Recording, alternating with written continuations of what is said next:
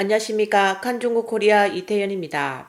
상하이에서 경찰의 총격 사건이 전해졌습니다. 현재 상하이는 아주 혼란스러운 상태입니다. 2주 넘게 봉쇄된 시민들은 붕괴에 이르렀고 이에 대규모 시위와 물품 약탈이 발생했습니다. 심지어 경찰은 폭동 사태를 저지하다가 주민들에게 총을 쏘았다고 합니다. 그리고 심지어 주민들은 위챗 단체 채팅방에서 사람을 잡아먹겠다고 논의하는 충격적인 소식도 전해지고 있습니다.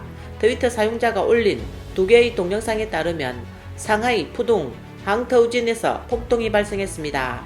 이는 당국이 외지에서 온 사람들에게 식량과 물품을 배포하지 않아 물건을 빼앗기 위해 집단 폭동이 일어난 것입니다.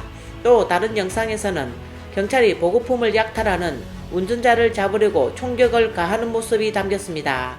현장에서 운전자와 경찰이 대치하는 상황이 벌어졌고 이후 승용차가 경찰차를 들이받고 도주하자 경찰차가 빠르게 추격했습니다.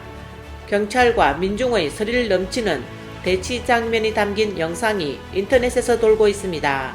그리고 6일에는 위챗 단체 채팅방에서 상하이의 한 지역 주민들이 시긴에 대해 토론했다는 정보가 돌기 시작했습니다. 외신들은 이번 위챗 채팅방에서 주민들이 식량 문제를 논의했다고 보도했습니다. 한 주민이 주민위원회 사람이 몇 명밖에 없다.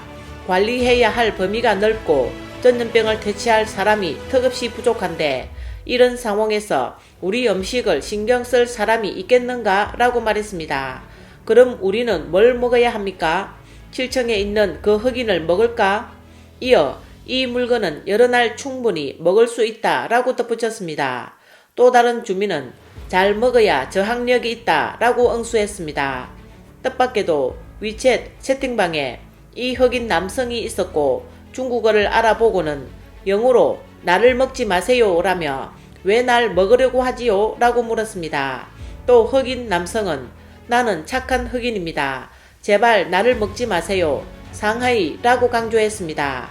일부 네티즌들은 메시지를 읽고 장난이 아닌 것 같다. 형님 조심하세요 라고 말했습니다.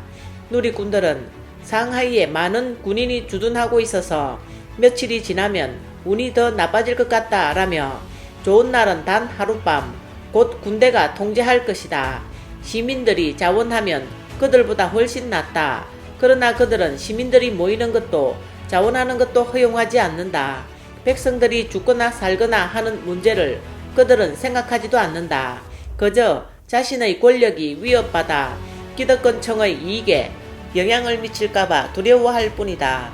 그래서 사람들이 모이는 것을 미연에 방지하고 이것이 정부가 군대를 보내 통제하려는 이유이다. 이 개방적인 문명 도시 상하이도 정치적 통제 아래서는 너무나도 비참하고 처량하다. 상하이의 혼란에 대해 사람들은 다음과 같이 말했습니다. 모든 사람들이 줄이 끝까지 당겨져 팽팽해지듯 스트레스가 쌓여 팽창돼 있다. 이 줄은 순식간에 끊어질 수 있는 것이다 라고 말했습니다. 다음 뉴스입니다. 상하이의 전염병으로 인해 물류가 통제되고 많은 시민들이 집에 식량이 부족한 상황에 이르렀습니다. 상하이 주재 미국 영사관 직원들도 도움을 요청하는 글을 올렸습니다. 이 직원은 7명의 병사를 위해 음식을 조금이라도 나누어 주시면 감사하겠습니다 라고 게시했는데 정부의 입장이 아닌 개인의 신분으로 호소한 것이라고 말했습니다.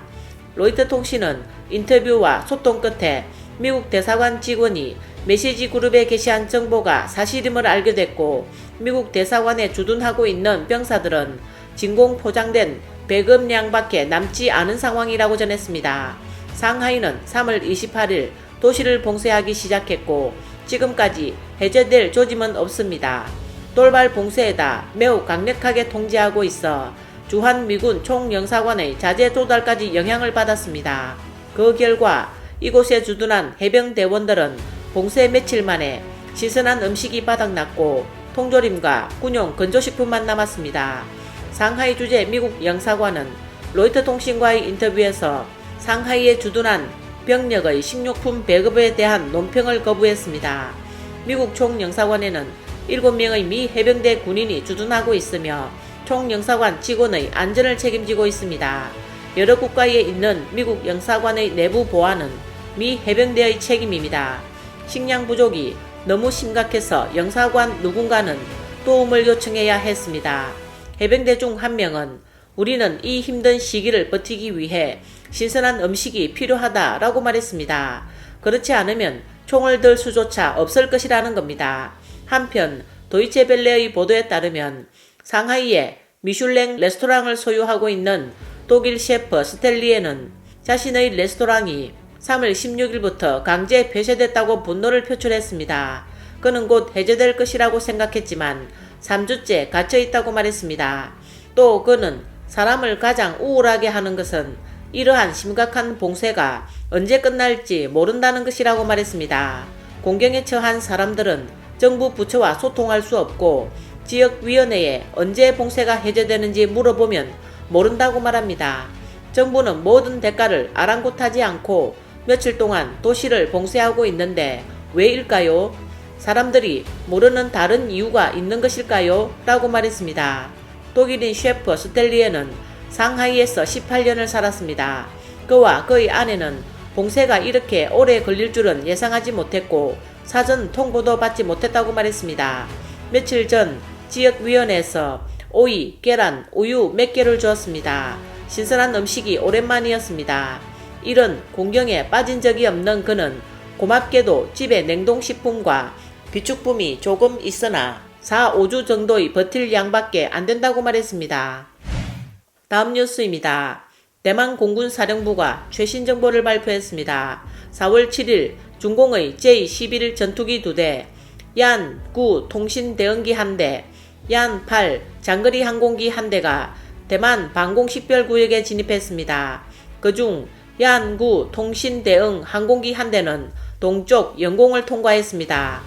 운9호 대응기는 동사도 동북공역의 대만 방공 식별구역 남쪽 경계에서 비행한 후 바시 해협 영공에서 대만 방공 식별구역 남동쪽 경계로 선회한 후 유사한 경로를 따라 중국으로 다시 돌아가기 위해 태평양 영공으로 전환했습니다. 대만 공군은 즉시 대응하기 위해 항공 초계기 부대를 파견했습니다. 대공 미사일로 추적하고 일본 항공 자위대의 서남 공군 전투기도 중국 군용 항공기를 감시하고 대응하기 위해 급히 이륙했습니다. 일본 방위성이 발표한 사진에 따르면 대만 동부 해역에 출현한 운9 통신대항기는 중공 공군 가오신 계열의 최신형 가오신 11 항공기일 것으로 보인다고 분석했습니다. 자료에 따르면 이 항공기는 적의 심층 배치를 전자정찰하는 한편 돌격기에 맞춰 고성으로 전자제압을 구현하고 적의 방공망을 기만, 간섭, 마비시키는 역할을 맡고 있습니다. 오늘 뉴스는 여기까지입니다. 구독과 좋아요는 격려입니다. 공유는 나눔의 시작입니다. 시청해주셔서 감사합니다.